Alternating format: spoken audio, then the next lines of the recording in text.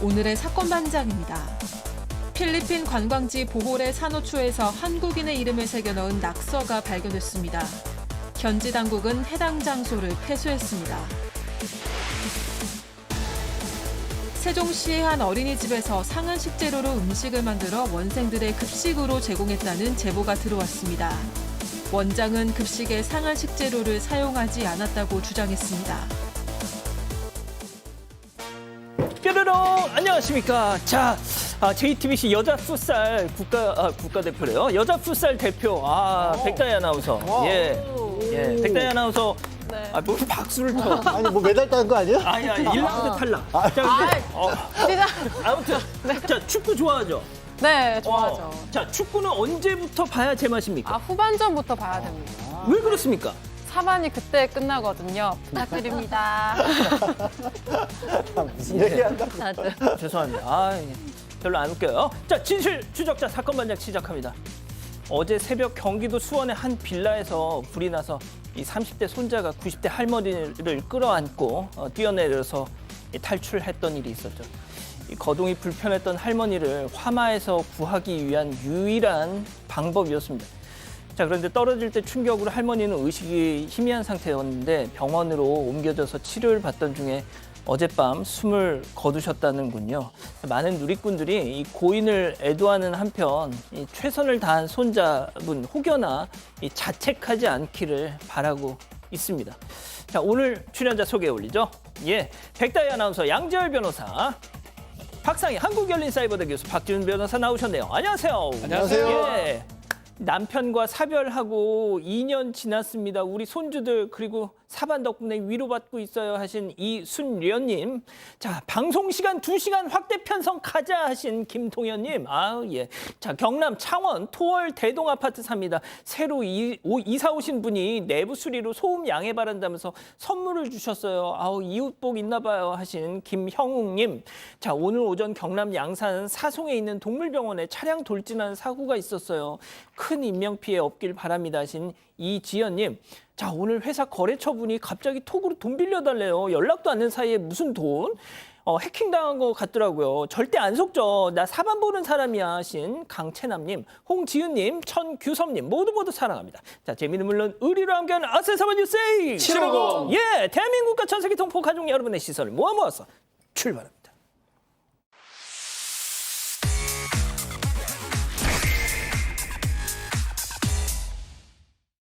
첫 번째 달려보죠.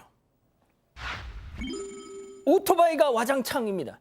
뭐 이런 경우가 다 있냐 하면서 저희한테 제보 영상을 보내주셨네요. 만나보시죠. 자, 반짝 불이 켜지고 한 남성이 계단을 내려와서 나가는가 싶더니 갑자기 백스텝. 우편함을 쓱 보더니 현관 바닥에 언제 왔니? 자, 가더니 털썩 주저앉습니다. 한참 그렇게 그냥 어슬렁. 자, 반대편, 자, 가요. 지금 갑니다. 그러더니 갑자기 반대편에 세워진 주차금지 안내판을 발로 퍽. 그러더니 또 퍼질러 앉아가지고 또 꾸벅 어슬렁 하면서 졸고 있어요. 아유, 화상아, 아이고, 자, 그러더니 또 기립해. 자, 호랑나비 춤을 추듯이 왔다리 갔다리. 자, 그러더니 터덜 그 주변을 또 맴돌더니 또, 자, 뭐에 기대는데 뭐야 이거? 아이고, 세상에 오토바이 2대가 중심을 잃고 와장창 도미노. 자, 그러거나 말거나 비틀비틀 사라지는 저 남성 좀 보십시오. 자, 진짜 제가 바이크 타는 입장에서 이런 영상 볼 때마다 제 마음도 찢어집니다, 진짜. 네, 지난 7월 29일 배달기사인 제보자는 비가 왔지만 주문을 받고 오토바이를 타고 나가는데요. 갑자기 브레이크가 말을 듣지 않았다고 합니다. 당황했지만 조심히 운행하면서 배달을 간신히 마치고 수리센터에 갔지만 왜 고장이 났는지는 여전히 의문이었다고 하는데요. 그리고 그 의문은 며칠 뒤에 풀렸습니다. 화면에서 보이는 오토바이 중에 오른쪽이 제보자의 오토바이입니다. 윗집에 사는 사람이 아침에 오토바이가 쓰러진 걸 보고 제보자의 오토바이도 일으켜 세워놨다고 합니다. 그래서 제보자는 그날 새벽에 무슨 일이 벌어진 건지 아무것도 모르고 있었던 건데요. 나중에야 이 사실을 알고 제보자는 범인이 스스로 나타나기를 바라면서 안내 문구도 써붙여놨다고 합니다. 하지만 아무런 연락이 없어서 결국 재물손괴로 신고했습니다. 자, 인근에 사는 이웃의 소행 아닐까요? 자, 근데 제보자에 따르면 이 남성 사실은 건물에 사는 사람은 아니라고 해요. 사건이 있은 후 얼마 지나서 비슷한 인상착의 사람을 봤고 건물에 어떤 사람과 얘기를 나눈 걸 봤다고 합니다. 결국은 아는 사람이다. 그 생각이 들고 또 CCTV 확보됐기 때문에 경찰에 이 남성을 좀 재물손괴죄로 처벌해달라고 신고를 했다고 하는데 이제 문제는 경찰에서 재물손괴가 성립하기 어렵다라고 얘기를 했다고 합니다. 아, 왜요? 재물손괴죄는 고의죄예요. 일부러 해야 되는데 과실로 한 게 아니냐. 이게 지금 경찰의 설명인데 저는 앞에 거 다 비춰보면 고의성이 있다고 보는 게 맞거든요. 최소한. 아니, 전단지를 때도 재물손괴인데. 네, 미필적 고의는 있다고 봐야 돼요. 앞에서 보면 뭐 넘어뜨리고 그냥 상관없다. 미필적 고의 뭐냐면 내가 이거 손괴할 수도 있지만 손괴되든지 말든지 안 되든지 상관없다라는 그런 인식을 미필적 고의를 하는데 지금 보면 술 좀 취한 것 같은데 그런 행태로 엄청 돌아다니면서 온데 차고 난리를 치고 있습니다. 그 모습을 봤을 때는 재물손괴의 가능성, 고의성이 충분히 있어 보이고요. 일단은 영상에 보면 저 사람 술도 술이지만 폭력적 성향이 좀 있어 보입니다. 그게 좀 걱정돼서 일단 제보를 했다고 경각심 알려주려고 제보를 했다고 알리고 있습니다. 알겠습니다. 예, 다음 이어가죠. 유명 피아니스트 성매매 의혹입니다. 자, 세계적인 권위의 콩쿠르를 여러 석권했던 유명 피아니스트 A씨 다소 좀 충격적인 소식이 전해졌는데요. 자, 성매매 혐의로 고발장이 접수돼서 최근 경찰 조사를 받았다는 내용이죠. 네, 그렇습니다. 2020년에 있었다라고 지금 고발을 당한 겁니다. 서울에 있는 마사지 업소에서 마사지사와 성매매를 했다라는 것이고요. 이 관련해서 고발인이 당시의 정황이 담긴 증거도 경찰에 제출을 했다라고 하고요. 지난달 27일에 이미 동물경찰서에서 조사를 받았다라고 합니다. 지금 아마 조사를 받고 나오는 그런 모습이고 당시 조사에 변호인이 동석을 했고 변호인은 수사를 성실하게 받고 있고 혐의를 전면 부인하고 있으니까 혹시라도 명예훼손이 되는 일은 없었으면 좋겠다라고 했습니다. 뭐 한 가지 안타까운 것은 이 피아니스트 같은 경우에는 지난해도 이혼 과정에서 구설수염으로 올랐었던 적이 있거든요. 물론 그때는 이제 혐의가 없었던 걸로 드러났습니다만 어쨌든 이번 거 2020년이라고 해도 공소시효가 남아있는 상황이기 때문에 크던 작던 처벌을 받을 가능성 정말로 성매매를 했다면 있는 셈입니다. 그렇군요. 좋습니다. 자, 다음 또 이어가죠. 안방 아닙니다. 자, 충격적인 제보 사진 2장 만나보시죠. 자, 이곳은 광역버스 운전석 뒤쪽 자리에 앉은 여성 맨족을 척 저렇게 곧게 뻗어서 올려놨습니다. 자, 그 앞에 적혀있는 경고 문구 발 올리지 마세요. 넌 짖어 난 그래도 올려. 자, 저 양반 말고도 얼마나 맨족을 올려댔으면 저런 걸 붙여놨을까 싶기도 한데 자, 박 교수님 한 가지 부탁드려도 될까요? 저 사람은 외국인이다. 한국인이 아니기에 저 글귀의 의미를 몰랐던 것이다. 자랑스럽게 외쳐주십시오. 외치고 싶습니다. 그러나 한국어를 아주 잘하는 한국인이십니다. 네, 용인과 서울을 오가는 광역버스에서 있었던 일인데요. 저렇게 발을 올리지 마세요라고 씀에도 불구하고 또 저렇게 올린 사람이 있는 겁니다. 50대 혹은 60대 여성으로 보인다고 하셨고요.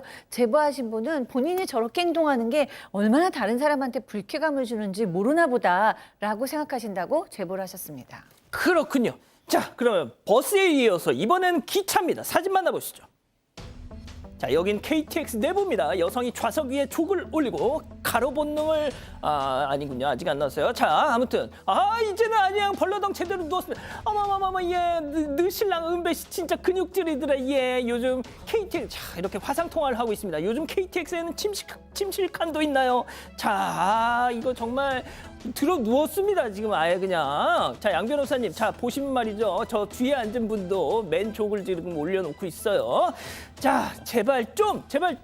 그러게요. 저거를 제보하신 제보자분은 이걸 지난 8월에 KTX 열차 안에서 찍은 거고요.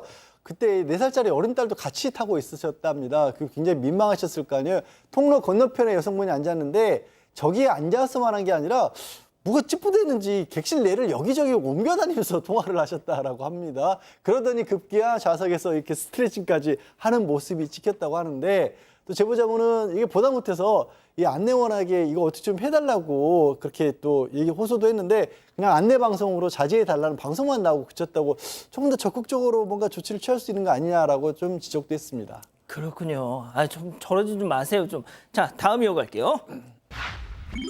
세상에 이런 일이. 자, 충격적인 도로 위 상황 한문철 TV 만나보시죠. 자, 빨간불에 신호 대기 중. 자, 그런데 저쪽에서 윗옷을 시원하게 벗은 남성 출연. 그러더니 앞차에다 대고 설마 야, 너 뭐해? 아유, 이때 신호가 바뀌어서 앞차가 출발합니다. 남성이 휘청거리더니 그대로 도로에 멀뚱멀뚱 있어. 자, 저희 옆집 강아지가 주차된 차 바퀴에다가 소변 누는 거 제가 며칠 전에 본 적이 있습니다. 충격적이죠. 자, 지난 1일 도로입니다. 대한민국이고요. 코리아. 대한민국에 있었던 얘기인데 신호 대기 중에 한 남성이 상의 탈의하고 나오더만 나와서 다른 차에 기대면서 소변을 이제 보려고 하는 그런 모습이 포착이 된데 신호가 빨리 바뀝니다. 신호가 바뀌면서 차가 출발하니까 몇 걸음은 따라가 봐요. 그렇지만 더 따라갈 수는 없는 상황이고요. 결국은 소변을 포기하는 그런 모습이 좀 연출이 되고 있고요. 그럼 저는 좀 이해가 안 되는 게 그 차량에서 좀 버리고 가면 어떡합니까? 좀 그 부분 좀 이해가 안 되고. 근데 탑승자가 혼내는 모습은 있었다고 합니다. 불박차 차량 그 얘기에 따르면. 그리고 또 충격적인 게 뒤에 이제 불박차에 어린 딸이 이제 있었는데 아이고. 딸이 저걸 보면서 그나마 동심의 세계입니다. 혹시 아빠 불 나는 거 막으려고 한 거 아니야? 라고 했다고 해요. 아이가 뭐 알고 한 건지 모르고 한 건지 모르겠지만 세상에. 아이가 볼 수 있잖아요. 그리고 이런 말씀 드리기 뭐하지만 하필 저 구역에 소변을 봅니까? 그렇다고 갓길에 보라는 말은 절대 아니지만 여러 장소가 있는데 저기는 정말 도로 한중간입니다. 너무나 충격적입니다. 저 양반 저 약한 거 아닌가 싶기도 그래서 하고. 저는 이해가 안 돼요. 그리고 저 차량 친구야 가면 안 되잖아요. 가버렸어요. 친구야 가면 안 되잖아. 데리고 가 좀. 자, 좋습니다. 자, 마지막 사연으로 가볼게요. 식탐의 끝입니다. 자, 집단지성의 판단을 원하십니다. 네, 식탐이 관 직장 동료 때문에 괴롭다는 여성의 사연입니다. 사연자 회사에는 화장실이 딱 2칸만 있는데요. 그런데 화장실에 갈 때마다 옆 칸에서 뭐 과자 냄새, 라면 냄새가 난다고 합니다. 알고 보니까 이 이유는 한 여성 직원이 간식에 선풍기까지 챙겨서 몰래 음식을 먹기 때문이라고 합니다. 탕비실에서 먹으면 냄새 때문에 눈치 보여서 그럴 수 있겠다 싶다가도 이런 행동이 하루에 2-3번은 꼭 반복된다고 하고요. 뿐만 아니라 맛있는 간식이 생기면 이 직원이 몰래 챙겨서 다른 직원들은 못 먹는 일이 허다하다고 합니다. 아이고. 하루는 한 직원이 유명한 과자를 사와서 다 같이 먹으려고 탕비실에 뒀는데요. 잠시 후에 과자가 사라져버린 겁니다. 이 여성 직원의 수납장에 숨겨져 있었다고 합니다. 한 동료 이야기로는 전에도 이런 적이 있었다고 하는데요. 이후 퇴근하기 전에 이 여성 직원이 탕비실에 들렀다가 나왔고 사연자가 수납장을 열어보니까 이 과자 세트가 사라져 있었다고 합니다. 이걸 지적하자니 먹는 걸 가지고 이야기 꺼내기도 좀 그렇고 가만히 있자니 너무 답답하다고 하는데요. 동료의 식탐 솔직하게 지적을 해야 할까요? 라고 사연을 보내왔습니다. 그러시군요. 자, 기다리셨던 푸처엔접 타임 6천여 분의 우리 가족 여러분들 함께하고 계신데요. 채팅창에 OX로 함께 참여해 보시죠. 자아 대결로 준비했습니다. 먼저 버르장머리를 고쳐놓자는 자아입니다. 상희야, 너가 선배잖아. 사회생활 하루라도 더한 네가 다혜 걔한테 따끔하게 지적해줘야지. 화장실 가서 몰래 컵라면 먹는 게 정상이니? 대전 성땡당 튀김소보로 숨겨놓고 혼자 먹는 게 정상이야? 그거 나중에 놔두면 걔 나중에 대형 사고 친다. 걔를 위해서라도 따끔하게, 동그라미. 역시 우리 교수님 좋습니다. 다음은 그냥 모른 척 하자는 자아입니다. 상희야, 얘 먹을 땐 걔도 안 건드린다는데 뭐 그렇게 또 그냥 지적을 하네만 고민이야. 다혜 걔도 직간에는 라면 냄새 풍기기 미안하니까 화장실 가서 먹는 거겠지. 변기 위에서 앉아가지고 먹는 걔 마음은 또 어떻겠니 또. 아유, 난 걔 좀 불쌍하다 얘. 튀김 소보루도 그래. 오죽 먹고 싶었으면 그걸 숨겨놓고 지 혼자 먹겠니. 모른 척해. X. 자, 그렇습니다. 박 변호사님. 일단 이 과자, 공용 과자라고 보는 게 맞거든요. 그 과자가 그게 왔을 때는 아주 불문율이 하나 있습니다. 그거는 거기서만 먹어야 됩니다. 거기서 배가 불러서 못 먹으면 절대로 가져가면 안 되거든요. 방송국에도 이제 사실은 과자가 제공이 되는데 그 과자 예전에 이제 패널들 중에 막 다 가져가는 있었는데 그건 안 돼요, 사실은. 제가 지적한 바도 있어요. 이제는 말할 수 있다. 네, 누구라고 얘기는 못 하는데 왜? 지적은 할 수 있습니다. 그래서 그러지 마라. 그거는 여기서만 먹어야 된다. 딴 데 가서 막 나눠주고 이러더라고요. 왠지 박상희 교수님 같은데? 아니요, 그 얘기를 하면 안 되는데. 그 얘기하면 자, 안 돼요. 그래서 저는 요거 불문율을 얘기를 해주는 게 맞아요. 공용 과자. 그리고 화장실은 저는 조금 납득은 하는데 화장실에서 먹는 경우는 거의 유일한 경우입니다. 군대에서 먹을 수 없을 때, 훈련병 시절 때. 막 그럴 때 화장실에서 초코파이 같은 거 이렇게 눈물 흘리면서 먹거든요. 그거 말고는 화장실을 먹는 경우는 사실 납득이 어려워요. 그래서 저는 얘기 한번 들어보고 예. 설명할 필요가 있어요. 불문율 좀 지켜라. 배부르면 여기서 다 먹고 가라. 소 부르고 먹어. 여기서 다 먹어라. 이 얘기를 좀 해줘야 될 것 같습니다. 그렇군요. 자, 양 변호사님.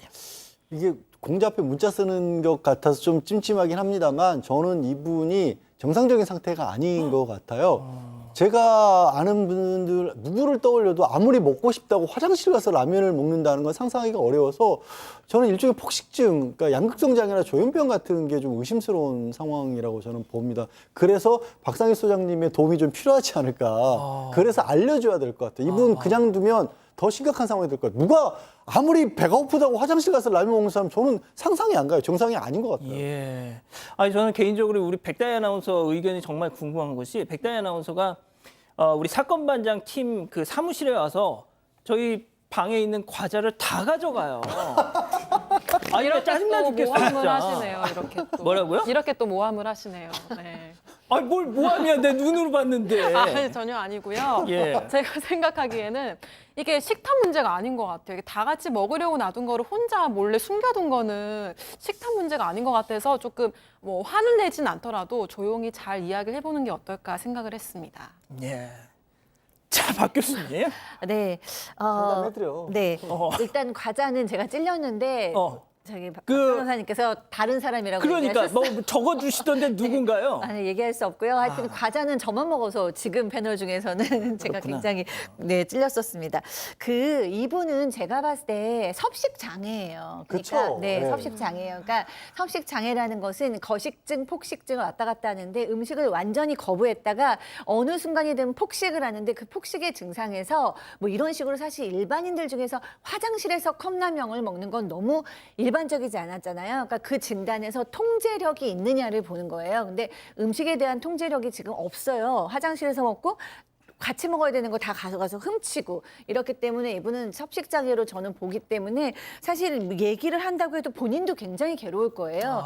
그래서 공개적으로 얘기하는 거는 좀 너무 괴롭게 하는 거니까 정말 애정이 있다면 좀 둘이 만나서 정말 섭식장애인지 왜 이런 행동을 하는지 좀 이렇게 다독거리면서 얘기해 주신다면 전 찬성인데 그냥 이제 먹지 말라고 식탐으로 몰아가는 거는 좀 잔인하다라는 생각이 듭니다. 그렇군요.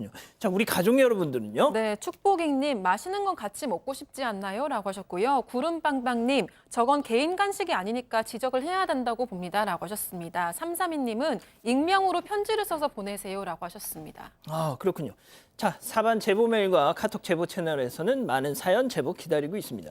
장민주님 보고 계신가요? 자, 지난 17일 오후 2시 30분쯤 하늘도 예쁘고 구름도 예뻤던 그날 충남 보령에서 천안 방향으로 달리고 계셨다고요. 자, 그런데 한 차량이 갓길에 저기 차를 세운 채 뭘 하고 있더랍니다.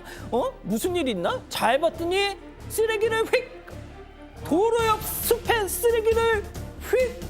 어머머머머 저 인간 신고해야지 하고서 집에 오셔서 불방 영상을 봤는데 20번을 넘게 돌려봐도 차 번호가 식별이 안 돼서 신고를 못한 게 너무너무 한이 된다고 하셨어요.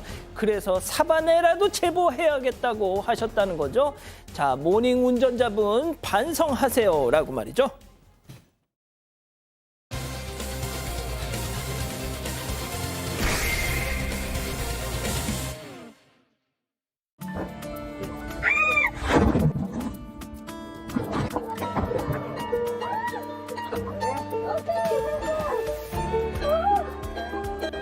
너무 괜찮아.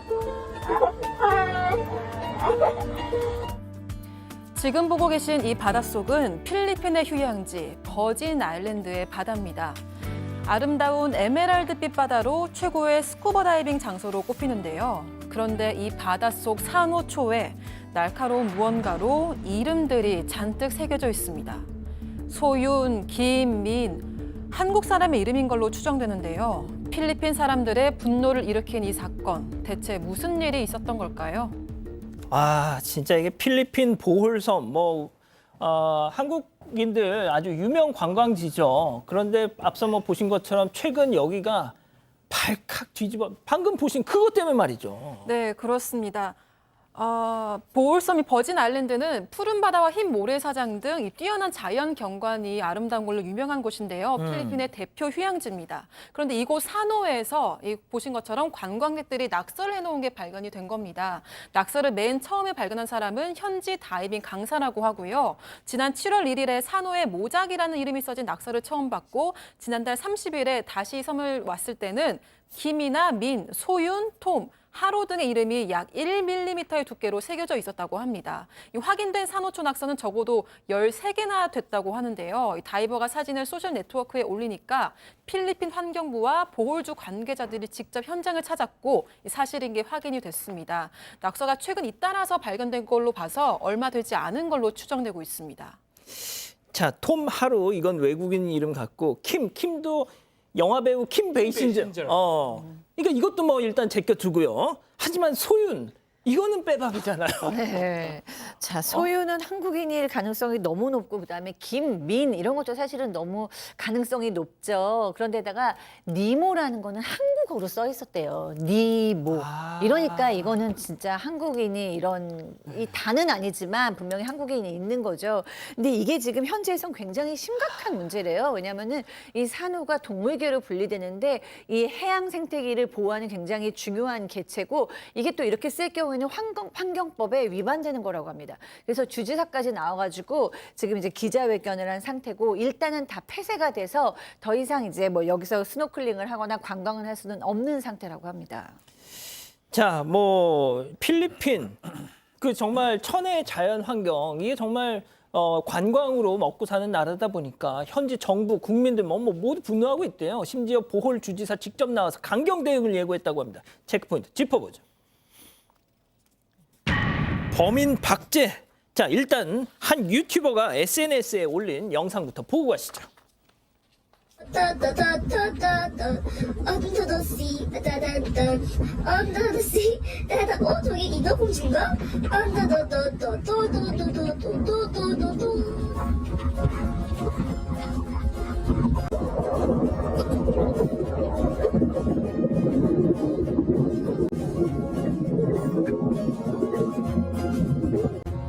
진짜 어제부터 가을이가 이제 3시가 되는 거예요.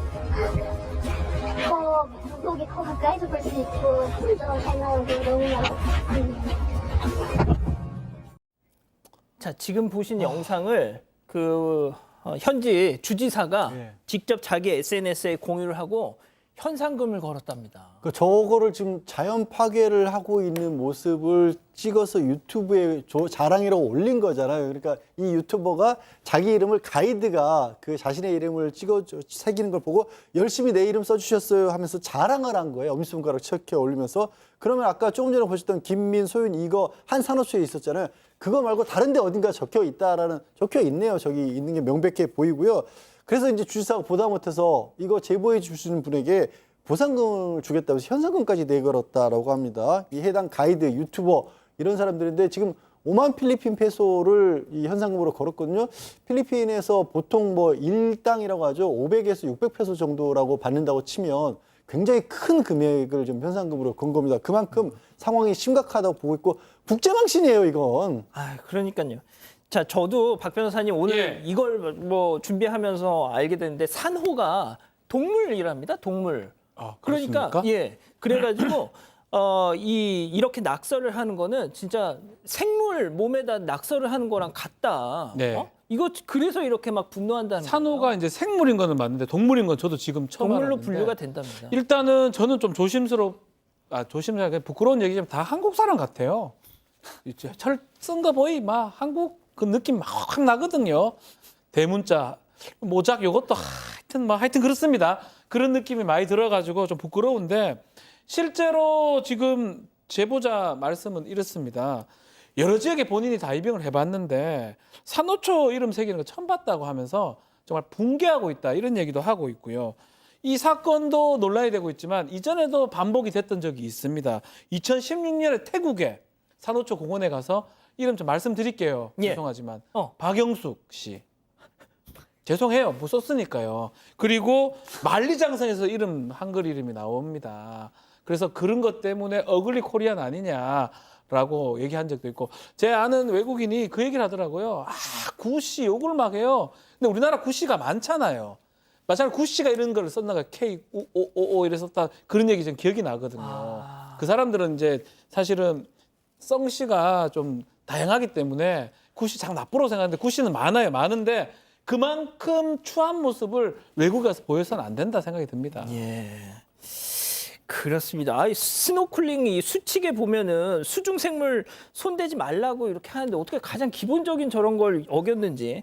자, 아무튼 계속 좀 지켜보기로 하겠습니다. 그리고 장소를 바꿔보겠습니다. 튀르키예에서 한국인 관광객 2명이 현지 경찰에 체포가 된 일이 있었다고요? 네, 이 사건은 지난달 27일 열기구 관광으로 유명한 튀르키예 관광지죠. 이 카파도키아에서 일어난 일입니다. 한 카페에서 알바니아 관광객이 가방을 잃어버렸다고 직원에 신고를 했고 직원이 곧바로 이 경찰에 신고를 했는데요. 경찰이 당시 CCTV 영상을 확보했는데 함께 보겠습니다. 네, 한 카페 테이블에 알바니아 관광 일행들이 앉아 있죠. 그러고는 그 자리에서 일어납니다. 왼쪽 의자를 보시면은 이게 가방이 걸려 있는데요. 이걸 두고 그냥 가네? 그냥 카페를 떠나버립니다. 잠시 후 한국인 여성 2명이 똑같은 자리에 앉아 있는데요. 그런데 한 여성이 일어나면서 이 맞은편 의자에 걸려 있던 가방을 쏙 빼더니 그대로 들고 가버립니다. 네, 경찰은 한국인 여성 2명을 용의자로 특정했고요. 수사에 나섰다고 합니다. 아, 왜 가져간 걸까요? 아니 근데 우리나라에서 저렇게 가방이 있으면 안 건드리는 게 우리 어떤 뭐 자랑 아닙니까? 근데 외국인들이 오면 제일 놀라는 예, 게 우리 그거잖아요. 뭐 휴대폰 다 놓고 다녀도 된다. 근데 이게 외국에 나갔더니 갑자기 우리 그런 정신마저도 놔두고 가셨던 걸까요? 하여튼 문제는요. 저 가방에 신분증과 카드하고 현금이 우리 돈으로 한 2,200만 원 가량이 있었다. 그러니까 수사에 경찰이 나섰고 CCTV 찍혔잖아요. 숙소 인근에서 바로 체포가 됐대요. 그래서 부검이 됐고 일단 돈가방을 압수를 해서 잃어버렸던 관광객에게 돌려줬다고 하는데 이 한국 관광객들 술에 취한 상태에서 실수한 것 같다라고 하는데 제가 알기로 튀르키예에서 그렇게 술 많이 마시기도 어려운 환경이거든요. 이슬람 국가라서. 그래서 그것도 이상한데 아무튼 다행인 거는 저 알바니아 여성들이 처벌을 원하지 않아서 바로 석방됐다고 하는데요. 저기 법이 그래서 그런 거예요. 우리나라였으면 2천만 원 정도 했으면 바로 석방 못 될 수도 있습니다. 아, 그렇군요. 네. 자, 술에 취해서 실수한 거다. 아니 뭐 그럴 수도 있죠. 그런데 뭘 그럴 수 있습니까? 아, 죄송합니다. 그럴 수 없습니다. 그럴 수 없습니다. 이게 절도잖아요. 외국인. 그럴 수 없습니다. 왜냐하면 두 개가 문제예요. 아니 제가 진행자한테 뭘 하는 게 아니고 외국이고요. 튀르키예는 해교 무슬람 국가 사실은 엄청 엄중하게 처벌도 가능해요. 그럼에도 불구하고 이 피해자가 그래도 원치 않았기 때문에 피해 나갈 수 있는데 술에 취해서 술도 잘 안 되지만 술에 취해서 절도를 한다고요? 납득하기 어려운 상황이고 일단은 정말 운 좋게 이렇게 기소 안 되고 사건이 종결될 가능성도 있어 보이긴 한데 이제 문제가 좀 있습니다. 유튜브 채널에서 이거 우리는 모자이크 쳐줍니다. 안 칩니다. 그냥 다 공개를 해버렸어요. 그래서 TV에 지금 언론에 보도가 지금 다 되고 있어요. 저분들 얼굴 다 나오고 있어요. 지금. 아이고야. 막 가져가는 거 다 튀어나오고 있습니다. 지금. 이거는 이거 우리가 쳐주는 거예요. 외국에는 안 칩니다. 그래서 지금 문제인 것 같고요. 이게 뭐 정말 착각한 것 같다라는 얘기도 일부 아마 100개 하면 1개 있을까 말까 하는데 나라 망신인 거죠. 외국에 가서 더 조심해야 되는데 술 먹었다고 저런다고요? 말이 안 되는데 어떻게 이걸 모를 수 있고 이걸 가져갈 수 있냐라고 아주 비판을 하고 있는 상황이 나라 망신이다 생각하고 있습니다. 교수님 보시기에는 어떠셨어요? 방금 그 가방 가져가는 거. 네, 정말로 우리나라에서 하는 행동을 그들이 왜 했을까라는 생각을 했을 때 저는 사실 술에 취해서 되게 실수한 거겠지라는 생각을 하기는 했거든요. 왜냐하면 우리나라에서는 정말 CCTV 다 잡기 때문에 기본적으로 우리나라 사람들은 이거 가지고 갔다가는 바로 걸린다라고 인식이 되어 있잖아요. 근데 해외에 나가서 저런 행동을 했다? 도저히 상식적으로는 이해가 되지 않았고요. 술에 취했던 것 같기는 저는 하거든요. 이제 그럼에도 불구하고 남의 물건을 절도했다는 것은 세계 어디서나 다 똑같은 죄가 되는 거죠. 그러니까요. 알겠습니다. 자, 이렇게 정리하고요. 두 번째 사건 이어갑니다.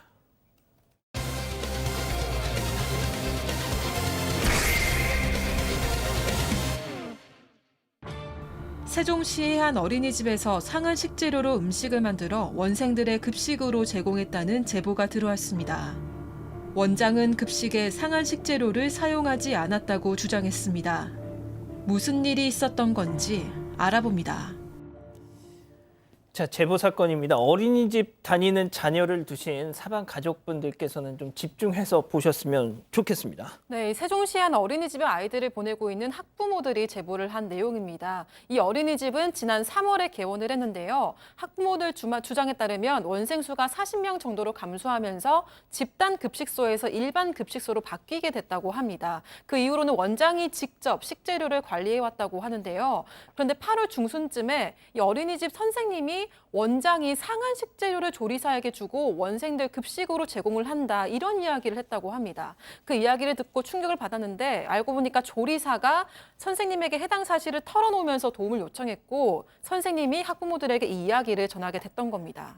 자, 오죽하면 어린이집 조리사가 원장의 행태를 폭로했겠느냐.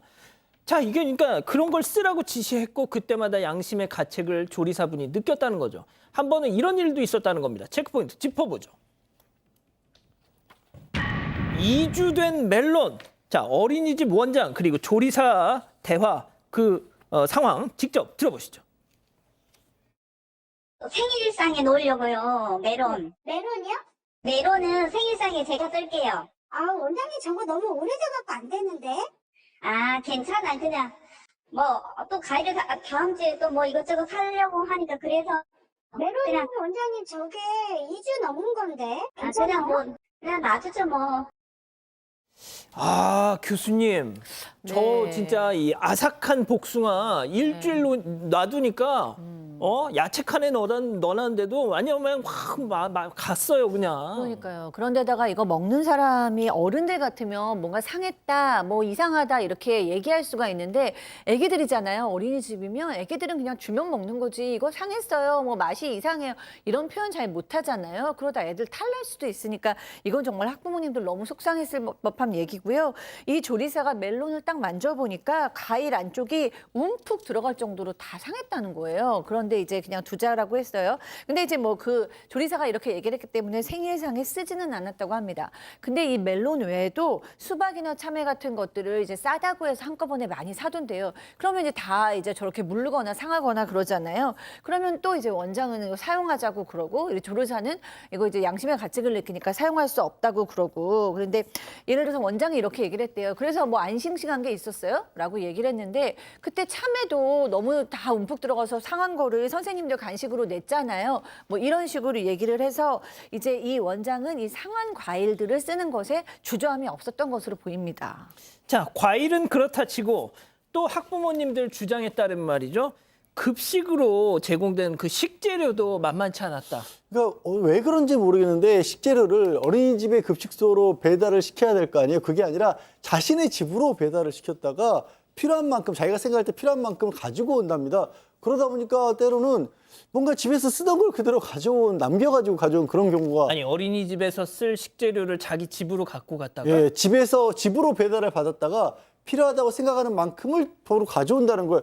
굉장히 불편하게 들리지 않으세요? 근데 그러다 보니까 상한 아이고. 것들, 뭐 쓰던 것들 이런 게 나왔다는 거고 한 번은 이 조리사가 보니까 멸치를 가져다 줬는데 이게 꽝꽝 얼어있고 뭐 곰팡이 피고 냄새가 지독해가지고 이건 도저히 못 쓴다 그래가지고 항의를 해서 결국 그건 사용을 안 했다고 하는데 나머지도 비슷했다는 건 뭐 양파는 다 썩어 있고 근데 시들시들하지 감자 오래 놔두면 감자? 예, 저게 감자예요. 조금 전에 보신 게 막 쪼글쪼글쪼글해진 거예요. 근데 이것도 그냥 다듬어서 쓰세요. 이래서 그냥 최대한 깎고 다듬어서 음식에 넣어서 쓰긴 썼답니다. 일부는.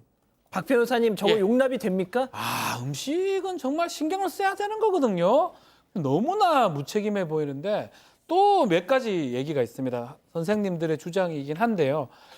자신의 집에서 원장이 이 녹슨 감자칼을 가져와서 그걸로 깎으라. 감자칼 녹으면 때 같은 게 낄 수가 있고 아이들 먹으면 안 되잖아요. 그러니까 잘 안 된다 그러니까 본인이 시범을 보이기도 했다고 합니다. 감자칼. 저겁니다. 저 새로 하나 사지 얼마 한다고? 하여튼 그렇게 행동하고 더 충격적인 거는 좀 전에 양 변호사가 이제 집으로 가져왔다 하는데 예. 가져온 그 어떤 음식 중에 소분을 해가지고 자신의 집으로 새로 가져간 것도 있다고 해요. 그거는 뭐냐면 좋은 거겠죠. 나쁜 걸 가져가겠습니까? 뭐게요? 한우입니다. 한우. 한우 맛있잖아요. 아, 저만 맛있나요? 한우인데 이 급식업체에서 한우를 받았으면 이거 소분을 한 다음에 일부를 자신의 집으로 가져갔다고 해요. 자신의 집에 가서 가져가면 안 되지 않나 싶은데 또 밀봉하지 않은 상태에서 이런 소고기 한우를 냉장고에 보관을 했다고 하고 일단은 주장에 따르면 이 급식배에서 구입한 식재료를 자신이 가져가는 게 자신이 먹는 게 아닌가 의심이 된다고 합니다. 자, 일단 뭐 주장입니다. 자, 뭐 후반부에 이 원장의 반론도 저희가 전해드릴 텐데 그런데 이제 학부모님들이 더 충격을 받은 게 있었어요. 저 어린이집 0세부터 4살짜리 영유아가 다니고 있고 선생님까지 무려 40명이 넘는다는데 자, 급식의 질, 지금까지는 질을 지적했는데 이 양도 문제가 있었다면서요. 네, 조리사에 따르면 식재료 양도 터무니없이 작았다고 합니다. 어느 날은 원장이 양파 7개, 당근 3개만 가져왔대요. 그래서 조리사가 아이들이랑 선생님들이랑 합쳐서 40명이 넘는데 이렇게 가져오면 너무 적다 이렇게 항의한 적도 있었다고 합니다. 그마저도 상한 양파를 가져왔다고 합니다. 이것도 지적을 했더니 구멍 뚫린 바구니에 보관을 해서 괜찮다 이렇게 이야기를 했다고 하고요. 조리사는 기본 재료가 없다고 했을 때는 원장이 채소값이 너무 올랐다 이렇게 이야기를 했다고 합니다. 재료를 줄이는 걸 지적했을 때는 고기는 안 줄인다 이렇게 반박을 했는데 하지만 이것도 적었다고 합니다. 조리사는 40명이 넘는데 고기 2kg 가지고 많다고 하면 안 된다. 고기보다 채소가 많으면 안 되는 거다 이렇게 지적을 했는데요. 또 원장이 조리사에게 재료를 너무 빨리 쓴다 이렇게 지적을 한 적도 있었다고 합니다. 아, 교수님 진짜 이거 아껴가지고 무슨 부귀영화를 누리려고. 네. 그러니까 이제 먹는 거 가지고 이렇게 아이들을 잘 돌보지 않는 것도 화가 나는데 또 먹는 거 말고 여러 가지 그 환경도 좀 열악했던 것 같아요. 왜냐하면 환기가 잘 되지 않고 습도도 높아서 이 어린이집에서 심지어 곰팡이도 펴고 전 이런 얘기 처음 들었는데 버섯이 자랐대요. 아니 어떻게 버섯이 자랄 수가 있어요, 실내에서. 근데 선생님들이 이게 이제 심각하니까 계속 민원을 저 버섯인가 봐요. 네. 네, 민원을 제기해서 결국에 지금 문을 철거해서 보수할 예정이라고는 밝혔는데요. 정말 좀 보기에 끔찍하네요. 네, 어린이집에서 저절로 자라는 버섯을 보게 되는군요. 네. 그런데다가 또 이제 어린이들도 있는데 전기세 아낀다고 에어컨을 또 끄고 그랬다는데 여기 0세에서 4세 아이들이면 더워도 에어컨 켜주세요 이런 말도 또 잘 못하잖아요. 예. 그러니까 이 선생님들이 보시기에는 아이들에 대한 배려와 돌봄이 너무 없고 기본적인 자세가 되어 있지 않다라고 판단했다고 합니다. 자, 결국 이 모든 사실을 알게 된 학부모님들은 시청에 민원을 제기했답니다. 자, 그리고 또 이 어린이집에 근무하는 선생님 얘기도 한번 들어보시죠. 조리사 선생님이 원장님과 소통을 몇 번을 시도를 했었어요. 이런 거 쓰시면 안 된다, 이런 거 하시면 안 된다라고 얘기를 했었고, 이게 이제 좀 점차 이제 심해지다 보니 그만두신다고까지 하셨어요. 조리사 선생님께서 그래도 중간에서 쓰면 안 되는 거를 다 분리를 해서 안 올린다는 걸 저희는 믿고 있었죠. 그래서 아이들한테 줄 수가 있었고.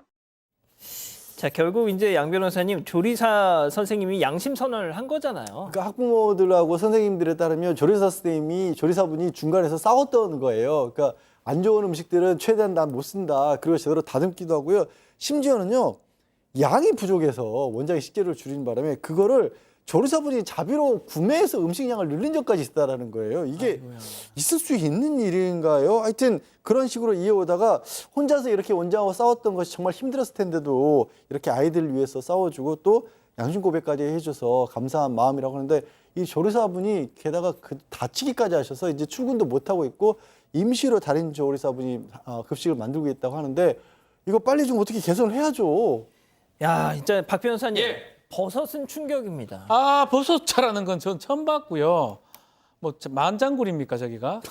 납득하기 어려운데 사실 자기가 판단에 안 쓰면 조리사한테 맡기면 되거든요. 근데 본인이 이제 사실 하다가 이런 문제가 생기는데 그럼에도 불구하고 이 원장의 어떤 반론은 있습니다. 이것도 한번 좀 소개를 좀 해드리겠습니다. 기본적으로 이런 얘기를 지금 하고 있어요. 이 어린이집 시설 비용이 좀 많이 들다 보니까 식자재 관련해서는 긴축 재정한 거 인정한다. 사실이다. 얘기하면서 다만 식자재를 사놓으면 금방 소진이 되기 때문에 일부 정도 소분해서 집에 가져간 적도 있다고 얘기를 하고 뭐 있고요. 일부 인정했네요. 그 인정을 하고요.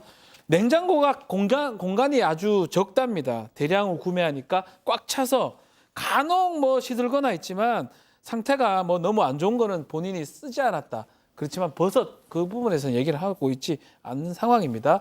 그래서 지금 학부모들 지난 월요일 날 시청에 민원 제기했고요. 지금 다른 원장이 지금 와야 되는데 아직 인수인계하기 전에 이 원장이 지금 있는 상태고 지금 민원이 지금 들어간 상태이기 때문에 예산 관련된 서류, 식자재 시청에서 좀 갖고 오라고 요청을 한 상황입니다. 자, 원장님은 빨리 좀 책임을 지시는 게 좋을 것 같습니다. 두 번째 사건 이렇게 정리하고요. 사건연구소 이어갑니다.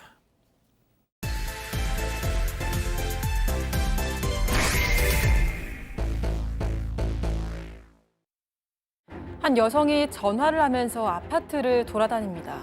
다름 아닌 사람을 죽였다며 경찰에 자수를 한 건데요. 잠시 후 신고 전화를 받고 경찰이 출동했습니다. 그리고 여성의 집 안에서는 참혹하게 살해당한 시신이 발견되는데요. 오늘 사건 연구소의 키워드는 위험한 초대입니다. 자, 오늘 이번 사건 8년 전 경남 김해에서 발생한 사건인데요. 제가 오늘 방송 준비하면서 이 자료를 읽다가 정말 너무너무 충격을 받았습니다, 교수님. 자, 먼저 악연의 시작은 봉사활동이었어요. 네, 2015년 5월에 한 중년 남성이 미용 봉사를 갔다가 42살의 한 남성을 알게 됐어요. 그런데 그 남성이 이 여성이 운영하는 미용실로 와서 머리도 자르고 이러면서 이제 친분을 쌓아가게 되었습니다. 근데 그러다가 미용실 주인의 딸인 22살 남 씨와도 처음 인사를 하게 됐어요. 40대 남성은 이 남 씨한테 전화번호도 물어봤고 그러면서 이제 정말 삼촌 조카처럼 이렇게 친하게 가끔 만나고는 했습니다. 물론 이 미용실에서 만난 거죠. 그런데 얼마 후에 남 씨한테 이 40대 남성이 사랑한다라는 문자 메시지를 발송을 합니다. 그 후로도 이 40대 남성은 이 20대 남 씨에게 보고 싶다 이런 식으로 일방적인 구애 메시지를 보냈고요. 남 씨는 이 남성이 계속 구애를 해도 바쁘다라고 거절했지만 남성은 포기하지 않았습니다. 자, 결국 그렇게 계속된 구애에도 집까지 찾아갔다면서요? 네, 일단 당시 남 씨 엄마가 이런 상황을 알게 되고 나서 딸에게 연락하지 말아달라고 수차례 이야기를 했습니다. 하지만 남 씨 엄마에 따르면요, 남성을 달래도 보고 강하게 화를 내면서 경고도 해봤지만 남성이 이를 무시했다라고 합니다. 그러다가 2015년 10월 중순에 남성이 술에 취한 채로 남 씨의 집에 찾아왔던 겁니다. 초인종을 계속 누르면서요, 만나달라고 요구를 했는데 당시 20대였던 남 씨가 집에 혼자 있었다고 아이고야. 합니다. 그래서 두려움에 떨면서 경찰에 신고를 했다고 하고요. 남 씨는 피해자 조사에서 남성이 계속 연락이 온다며 집까지 찾아오니까 너무 무섭다 이렇게 진술을 했습니다. 혼자 있는데 집에 찾아왔다. 야, 이거 박 변호사님. 예. 뭐 스토킹 뭐 이런 거 아니에요? 그렇죠. 그래서 신고를 했는데 문제는 혹시나 이 40대가 이 남 씨를 해코지 할까 봐 남 씨의 부모가 고소를 취하를 했다고 해요. 한 동네 사니까. 그렇죠. 같이 있으니까, 옆에 있으니까. 근데 이제 문제가 이 40대 남성의 연락은 계속 이어졌다고 하고요. 문제된 날이 2016년 1월 15일입니다. 해가 바뀌어서 이 남성은 43세가 됐고요. 남 씨는 23세가 됐는데 전화를 했습니다. 근데 전화를 받은 남 씨가 좀 화를 많이 냈다고 해요. 전화를 끊고 나서 남 씨가 이 남성한 40 남성한테 문자 메시지를 보냅니다. 그 내용이 뭐냐 하면 여성이 남성한테 보내 반대입니다. 지금 예. 상황상 그렇습니다. 계속 자꾸 전화를 하니까 네 우리 집 올래? 라고 하면서 네 주거 불라고 XX야 이렇게 문자가 하고 요 시간 자체가 언제였냐면 오후 1시 24분이었습니다. 자, 다시 정리를 하자면 20대 남 씨가 저 40대 스토커 저 남성에게 너무 계속 시달리다 못해서 너 우리 집 올래? 너 진짜 한번 뭐 진짜 내가 너 뭐 어떻게 할 거야 막 이렇게 너무 화가 나서 이제 문자를 보낸 거예요. 자, 그래서 남성의 반응은 어땠습니까? 그 문자를 받고 찾아갔습니다. 이 문자가 오후 1시 24분이었는데 저녁 6시 43분경에 남 씨 집까지 직접 찾아간 거예요. 김해시라고 아예 행정구역을 넘어가서. 근데 찾아가니까 남 씨가 조건을 겁니다. 두 손을 묶지 않으면 집으로 들어올 수 없다. 그 전에 이제 남 씨가 집에 들어오게 해달라고 했기 때문에 그래서 또 이걸 또 수락을 해요. 그래서 이 복도에서 등 뒤로 손을 돌린 다음에 손을 묶고 집 안으로 들어왔고요. 그 다음에는 식탁 의자에 앉힌 다음에 온몸을 빨래줄로 묶었던 겁니다. 그 다음에 남 씨는 눈과 귀까지 가린 다음에 부엌에 있는 흉기로 남성을 공격을 했습니다. 이게 자, 스토킹 피해자에서 지금 살인 피의자가 된 거예요? 네, 근데 이 사실 남 씨가 조현병을 앓고 있었다고 합니다. 남 씨 엄마에 따르면 2013년에 딸이 중학생 무렵일 때 심한 체벌을 받는 등 여러 가지로 힘든 일이 있었고 결국 조현병 진단을 받아서 약물 치료를 받아왔다고 합니다. 그리고 남성을 만난 2015년부터는 이게 원치 않는 구애에 시달리면서 이 병세가 더 악화가 됐는데 사건 당시에는 약물 부작용 때문에 약까지 불규칙적으로 먹고 있었다고 합니다. 결국 2016년 1월 남성을 살해한 남 씨는 범행 직후에 자수를 하려고 집 근처 치안센터에 갔지만 문이 잠겨 있어서 돌아왔다고 하고요. 집으로 돌아온 남 씨는 경찰에 직접 신고 전화를 해서 사람을 죽였다고 자수했습니다. 당시 남 씨는 스토킹에 시달리다가 우발적으로 범행을 저지른 거다 이렇게 주장을 했습니다. 자, 박 변호사님, 예. 아까 저는 스토킹이라고 그랬잖아요. 네. 근데 그 부분을 놓고 이 피의자 여성 남 씨와 피해자 남성 즉 유족의 주장이 엇갈렸다면서요? 결국 재판에 가는데 이제 피고인이 되죠. 재판에 가면 피고인은 왜 이거를 살해하게 됐느냐 할 때 그 동기 중에 스토킹에 엄청 시달리다 보니까 어쩔 수 없이 저지른 범행이다라고 주장을 했고요. 피해자는 아닙니다. 겨우 17통 문자 정도 보냈고 전화는 한 번도 안 했는데 이게 어떻게 스토킹이냐. 그냥 살해한 것이다라고 주장이 엇갈린 것입니다. 재판부 판단은 어땠습니까? 재판부 이거 국민참여 재판까지 갔었고요. 유죄는 뭐 당연히 나오는데 국민참여 재판에서 16년, 10년 의견들이 많이 갈렸습니다. 그런데 재판부는 징역 10년에 사실 그쳤습니다. 왜냐하면 재판부에서 이게 원치 않은 관심과 애정 표현에 조현병이 발현됐다. 이게 결국 범행의 이유가 됐다라는 걸 고려했고요. 조현병 얘기가 나오면 제가 말씀드리지만 이런 종류의 심신미약으로 감경되는 게 그냥 피해자, 그러니까 피고인 주장만 가지고 하지 않습니다. 굉장히 엄격하게 뭐 한 달 이상 이렇게 입원 치료하면서 입원 경과 같은 거 봐가면서 재판부가 실제로 심신미약으로 인정을 한 거거든요. 그리고 거기에 치료 감옥까지 처해지도록 했습니다. 자, 교수님, 제가 이제 이 사건을 보면서 좀 놀라웠던 게 스토킹 피해자에서 이제 살인 피의자가 된 거잖아요. 네. 자, 그런데 제가 정말 되게 의아했던 부분이 이 결박을 당했지 않습니까? 남성이? 네. 근데 그걸 순순히 응했단 말이죠. 아이, 지까짓게 날 묶어봤자 뭐 어떻게 하겠어? 약간 이런 생각이었겠죠, 당연히. 그렇죠. 그리고 이 남성이 여성을 아주 어린 조카로 생각을 하고 있었고 또 본인이 오랫동안 짝사랑해온 여성이잖아요. 그런데다가 지금 이 남성이 상당히 뭐 운동도 많이 했던 남성이라고 하더라고요. 그러니까 그래봤자 설마 나를 죽일 거라고 생각도 못했을 것이고 그냥 뭐 그러다 좀 이제 겁주고 말겠지라고 생각을 했을 것 같아요. 근데 이 여성의 경우에는 뭐 일단은 지금 살인죄로 인해서 복역을 확정 지은 건 그 형량이 나온 건 확실하니까 도대체 이 조현병이 어떤 영향을 미쳤을까 저도 생각을 한번 해봤거든요. 근데 이 조현병 안에는 환청과 망상이 있고 그다음에 이제 편집증적인 증상이 있는데 조현병이 있다고 해서 보통 사람보다 더 공격적이거나 폭력적인 내용은 별로 없습니다. 일반인들과 비슷한 정도인데 대신에 망상이 현실과 비현실이 섞여버리게 되면서 내가 이렇게 고통을 받는데 원인이 되는 사람이 있다라고 하는 편집적인 망상이 생길 수 있고 그러면 그 원인이 없어져야만 난 이 고통에서 해소될 수 있다라고 생각을 했을 수 있어요. 그래서 이 남성을 내가 없애뜨려야만 내가 이제 이 괴로움에서 벗어날 수 있다라고 우발적으로 생각한 건 아닐까. 그리고 제가 이제 뭐 죄를 미화하는 게 아니라 어쨌든 조현병이라는 확실한 진단은 받은 것이 팩트니까요. 예, 알겠습니다. 자, 사건 연구소 이렇게 정리하고요. 잠시 전하는 말씀 듣고 오겠습니다. 건강한 뼈는 단단한 뼈를 말하는 거죠. 뭐? 그런 당연한 소리를. 그럼 그대로 챙기시죠. 단단하게. 기능성 원료인 유단백 추출물 인체 적용 시험 결과 골밀도 골강도 증가 확인. 약해진 뼈를 단단하게. 뼈엔 MVP. 센시야. 언니, 다리가 왜 이렇게 붓고 아플까요? 그럴 땐 속을 봐야죠. 속이요? 문제는 겉이 아니라 속에 있으니까. 센시야. 다리 속 정맥 순환을 원활하게. 가벼우니까 정말 좋아요. 센시야. 콘드로이친, 이젠 검증이 필요하겠죠. 어떤 콘드로이친인지, 충분히 콘드로이친을 담았는지. 기능성은? 그건 기본 아닌가? 관절이 기억할 만하네. 이름값이란 이런 것. 관절엔 콘드로이친 1200. 탈모 고민 찾아보시나요? 찾을 필요 있나요? 판시들이 있는데 덜 빠지니까, 많이 찾죠? 굵어지니까, 계속 찾죠? 풍성해지니까. 10년 연속 판매 1위 덜 빠지게, 굵어지게, 남녀 모두 풍성하게. 탈모엔 판시드, 여자도 풍성. 자, 아까 백다희 아나운서가 축구는 후반전부터 봐야 제맛이라고 했죠. 자, 사랑하는 사건반장 가족 여러분, 시원한 밤 보내시고요. 저희는 내일도 4반 750 저녁 7시 50분에 다시 옵니다. 안녕히 계십시오.